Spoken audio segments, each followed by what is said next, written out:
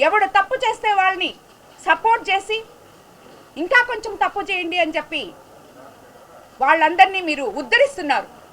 కాబట్టి మీరు ఓదార్పు యాత్రలు చేయడంలో నేను తప్పంటలేదు, జైలు యాత్రలు చేయడము తప్పంటలేదు. కానీ ఎందుకు చేస్తున్నారో, ఎవరి కోసం చేస్తున్నారో ఒకసారి ఆలోచించి చేయండి. అవతలి వాళ్ళు ఏం తప్పులు చేస్తున్నారో తెలుసుకోండి.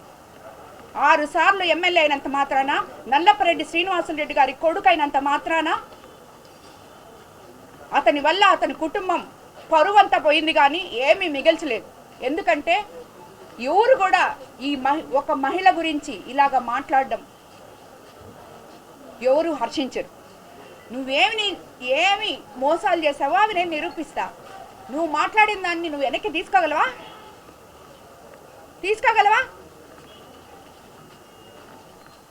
ఇది కరెక్ట్ కాదు. ఇలాంటి వాళ్ళ కోసం మీరు ఇంత వ్యయ ప్రయాసలు కోర్చి ప్రభుత్వ ధనం మొత్తం వ్యర్థం చేసి ఇలాగా రావాల్సిన అవసరం లేదేమో అని నేను అనుకుంటున్నాను. కాబట్టి మరోసారి ఇలా మహిళలకి, ఏ మహిళకు కూడా నాకు జరిగిన అన్యాయం జరగకూడదు. దానికోసమనే ఇంతమంది మహిళలు ఈరోజు వైఎస్ఆర్సీపీలో ఉన్న నాయకులు 40 ఏళ్ళ నుంచి ఉన్న వాళ్ళందరూ ఈరోజు వచ్చి మళ్ళీ ఈరోజు కూడా నాతో కలిసి నడుస్తామని చెప్పి వచ్చారు. అందరికీ నమస్కారం. మీకు అందరికీ తెలుసు నేను ప్రత్యేకంగా ఈ ప్రెస్ మీట్ ఎందుకు పెట్టాను. ఎందుకంటే ఒక రాష్ట్రాన్ని 5 సంవత్సరాలు ముఖ్యమంత్రిగా పాలించి మహిళా వ్యక్తిత్వ హననం చేసేలా నీచపు వ్యాఖ్యలు చేసిన గొప్ప వంశోద్ధారకుడు, నల్లపరెడ్డి వంశోద్ధారకుడు, 6 సార్లు ఎమ్మెల్యే అయిన ఒక మనిషి, చెల్లెల వరుస అయిన ఒక మహిళను ఇష్టం వచ్చినట్టు వ్యక్తిత్వ హననం చేసి మాట్లాడితే అసలు ఏం మాట్లాడాడు అనేది వినకుండా ఆ మనిషిని పరామర్శించడానికి ఈరోజు ఈ జగన్మోహన్ రెడ్డి గారు రావడం నిజంగా ఎంత హాస్యాస్పదంగా ఉందంటే అంత హాస్యాస్పదంగా ఉంది. అసలు మీరు ప్రజలకి ఏం మెసేజ్ ఇస్తున్నారు? 5 సంవత్సరాలు మీ పాలనలో మీ నాయకులు, మీ ఎమ్మెల్యేలు ఎన్నో నీచంగా ఘోరాలు చేసిన దానికి ఫలితంగా ఈరోజు ప్రజలు మిమ్మల్ని తరిమి కొట్టి 11 సీట్లతో గెలిపించారు.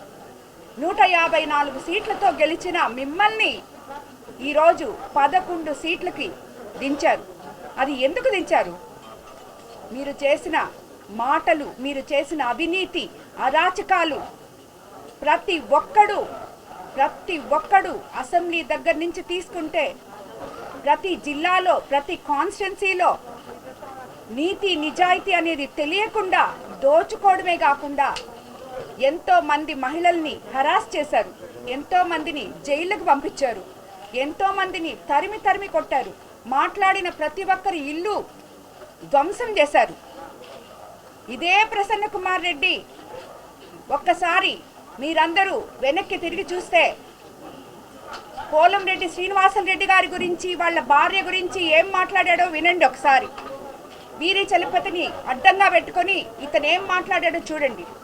ఆ తర్వాత మాట్లాడమే కాకుండా ఒక ఎస్సీ నాయకుడైన కరకట్టు మళ్ళీ ఇల్లు ధ్వంసం చేశాడు. ఇదే పోలంరెడ్డి శ్రీనివాసులరెడ్డి ఇంటి మీదకి పోయాడు. వాళ్ళ తమ్ముడు ఇల్లు రాజపాలెంలో ఉంటే ఆ ఇంటి మీదకి పోయాడు. ఇవన్నీ ధ్వంసం చేశారు గత 5 సంవత్సరాల్లో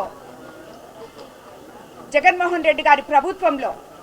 ఈ వైఎస్ఆర్సీపీ ప్రభుత్వానికే అసలు చెల్లెళ్ళన్నా, తల్లులన్నా, మహిళలన్నా ఏ మాత్రం గౌరవం లేదు.